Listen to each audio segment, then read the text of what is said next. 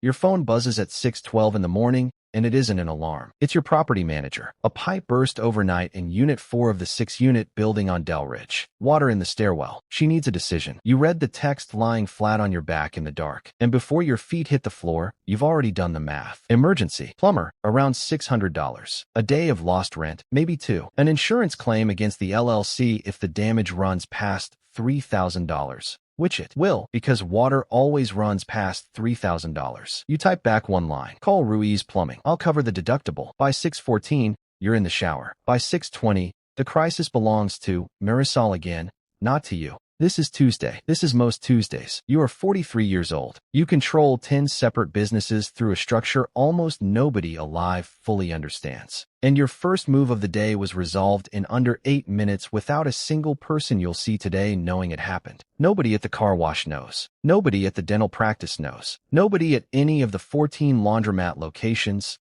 the landscaping company, the logistics firm, the packaging manufacturer, or the seed stage software startup has the faintest idea that the person behind their paycheck also owns the building where a pipe just burst at 6 in the morning and was back in the shower before most people hit snooze. The architecture nobody can see. Nobody built this on purpose, not in the sense of a master plan drawn on a whiteboard. It accumulated the way a coastline accumulates, one wave at a time, until one day you looked up and there was a shape to it that hadn't existed 5 years earlier. The rental properties came first, back when you were 29, for buildings, bought slowly with money that took years to save. Then, a car wash at 33, because the owner was retiring and the numbers were too obvious to walk away from. Then a logistics company at 36. A landscaping business at 38, bought out of a lawsuit mess for less than starting one from scratch would have cost. A dental practice, stake at 41. A laundromat chain. A packaging manufacturer nobody outside the industry has ever heard of. A minority equity position in a friend's software company that you never mention at dinner because explaining seed stage equity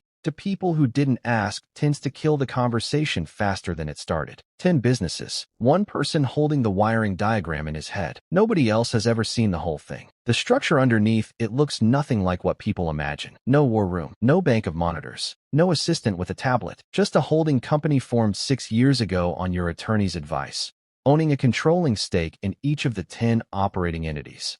Under the holding company, 10 separate LLCs, each one walled off from the others, so that if the laundromat chain gets hit with a slip-and-fall lawsuit, the dental practice and the rental buildings and the logistics company are sitting behind a legal firewall that has nothing to do with luck and everything to do with $340 an hour paid to a lawyer a decade ago. Above the holding company sits a trust. Above the trust sits nothing, because the trust is where the paper trail runs out of road on purpose. 3 people, 10 businesses, 0 overlap. Your accountant, Whitfield, sees every dollar that moves between the 10 entities and the holding company. He has worked with you for 9 years and has never once asked what the trust is called or who ultimately benefits from it. That isn't the piece of the picture he was hired to see. Your bookkeeper, Eileen, works 4 hours a day from her house 2 states away. She reconciles 10 sets of books every month and has no idea the 10 businesses she reconciles are connected to each other at all. She thinks she has 10 separate small business clients. In a sense, structurally, she does. Your attorney, Denise, sees the trust and the holding company and the legal skeleton connecting all of it. But she has never once looked at a single operating profit and loss report. That level of detail isn't her job. Her job is keeping the walls standing. 3 people, 10 businesses. Nobody holds more than a third of the actual picture, and the third each of them holds doesn't overlap with the others in any way that would let 2 of them compare notes and accidentally reconstruct the whole. You built it that way on purpose.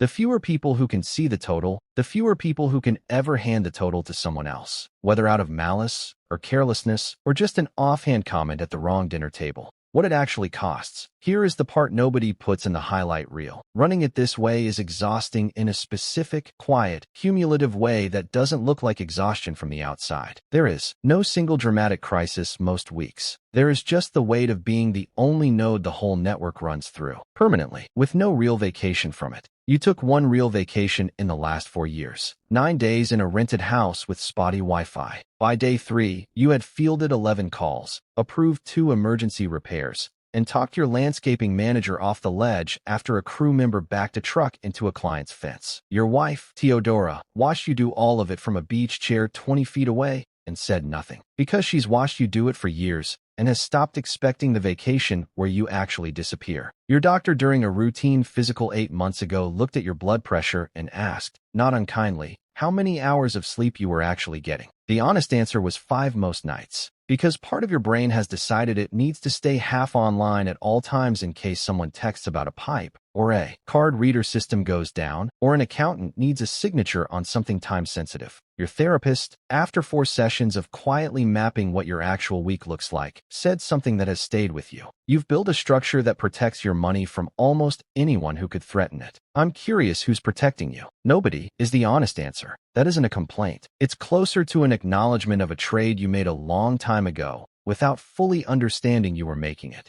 What nobody knows. For people on Earth know the real number. As of last quarter's consolidated summary, $61 million.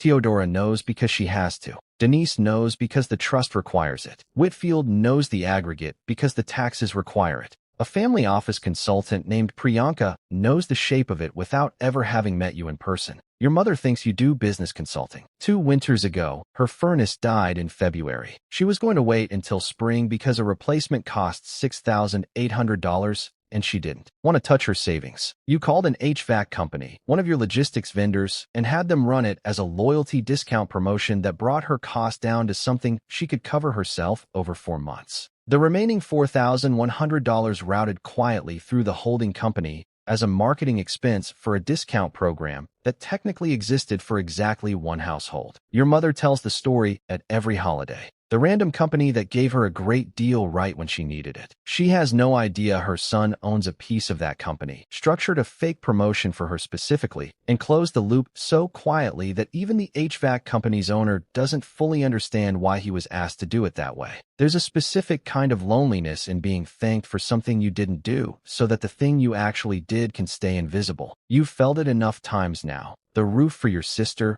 the furnace for your mother, a scholarship fund routed through a donor. Advised fund for a cousin's daughter that nobody in the family has ever connected to you, that it stopped feeling sharp and started feeling more like a permanent low-hum underneath everything else. The price of admission for a life where nobody's behavior toward you is contaminated by knowing what you're actually worth. The one wire. 10 businesses. One wire running through all of them. That wire is you. If you got hit by a car tomorrow, your accountant could keep the money moving for a while. Your attorney could keep the trust, technically intact, but the actual knowledge of how the 10 pieces fit together, which vendor relationships matter, which managers are one bad quarter away from needing intervention, which businesses are quietly propping up that lives in exactly one place. And it isn't written down anywhere, because writing it down is its own kind of risk you'd spent 15 years avoiding. 4 months ago, you started writing a document your attorney calls the succession memo, a plain language explanation of all 10 businesses, how they connect, what each one needs to survive a